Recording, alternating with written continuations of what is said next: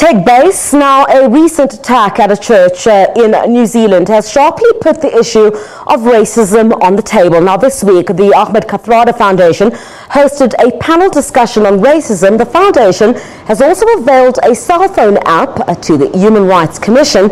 On Human Rights Week, we're joined on Skype, via Skype, by Busisiwe Nkosi, who is the convener of the Anti-Racism Network South Africa, to talk to us about the Zimele Racism Reporting App. Busi, thank you very much for joining us this evening on this Friday. Of course, we've seen cases like the Vicky Momberg case, Ahmed Kathrada, for example. So you launched the pilot phase of this app last year. Tell us about how this app makes it easier for citizens to report racism. So the app itself is quite user-friendly.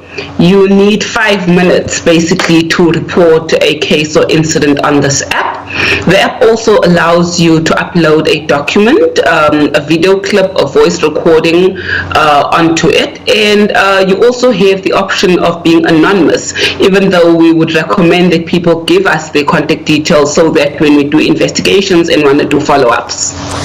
Now, does the app, perhaps educate citizens on the kinds of discrimination? There is the kind of discrimination where if someone is talking to you, the kind of language that they use, but you'd find in the workplace and in other areas as well, there is that kind of racism that is not really said, but you can almost feel what is taking place. How do you distinguish between these? So on the app itself, just when you go onto your app after you've downloaded it, it gives you the different definitions of racism and discrimination so that it's easier for a person when reporting for them to know what exactly they are reporting and what it's linked to exactly. So we try and educate as well with the app. So what happens, if I feel that there's a case, I do have a case, of racism against someone? What happens after I've lodged that complaint? What happens then? So cases come to the Ahmed Kathrada Foundation. It will then be grouped. Some of the bigger urgent cases we will be sending through to our lead partner, the South African Human Rights Commission, whom we'll also be following up with in terms of how far the case is. Some cases the foundation will be doing the interventions itself, and in some instances where mediation is required, we have Mediate Works who have come on board to assist with the mediation part. But we'll also be encouraging people to use the equality courts and the police stations where necessary. So would you mediate in these instances as, the Kathrada Foundation in some of the incidents where racism cases have been proven? I think it varies from case to case.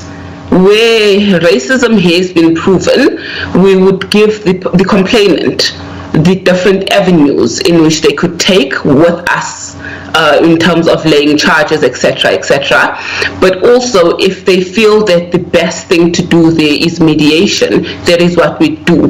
Because it's either you have mediation, but also you could have or offer anti-racism training in some instances. Yeah, so, right.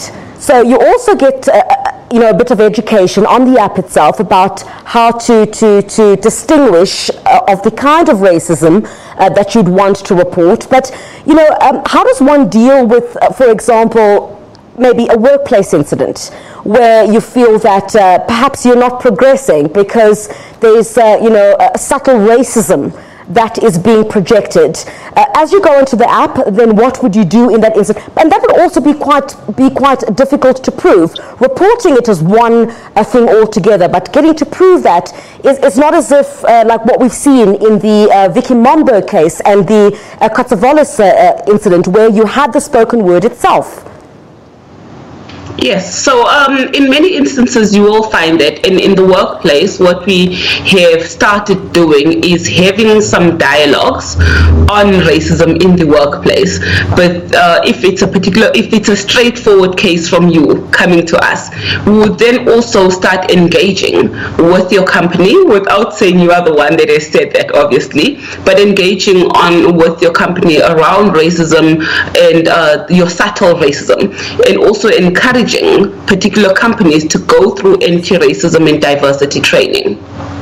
All right. So, if, for example, there's a situation where someone has then reported it and then you intervene, whether you mediate, what kind of action then is taken forward? Because I guess it's all good and well to launch such a fantastic app, and we think it's fantastic, but what happens then in terms of penalties? It's all good and well to report, but I think a stronger message certainly would need to be sent out. Yes, that is agreed. So that's why we are saying we will be looking at the equality courts and taking cases to the equality courts and opening cases of criminal injury where needs be. Why do you think that South Africa finds itself in this position at this stage? I know, just talk to us a bit about what you also found in that dialogue that you held.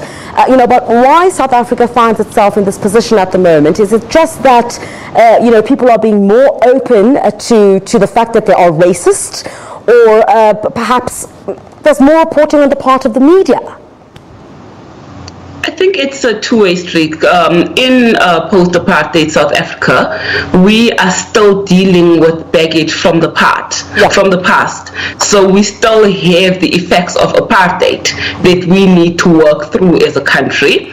Number two, technology has been a big thing in exposing racists, but in also acting against racists. So we welcome the use of technology and Twitter, Facebook, etc., because that's where we see where racism is prevalent.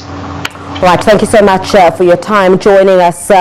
Of course, on the line there, talking about that app, Busisiwe Nkosi, joining us via Skype. She's the convener of the Anti-Racism Network South Africa, to talk about, of course, chatting to us about the Zimele Racism Reporting App. If you feel, I guess, that you're being discriminated in one form or the other, certainly seems like that app might be able to help you. Let's move on to other news.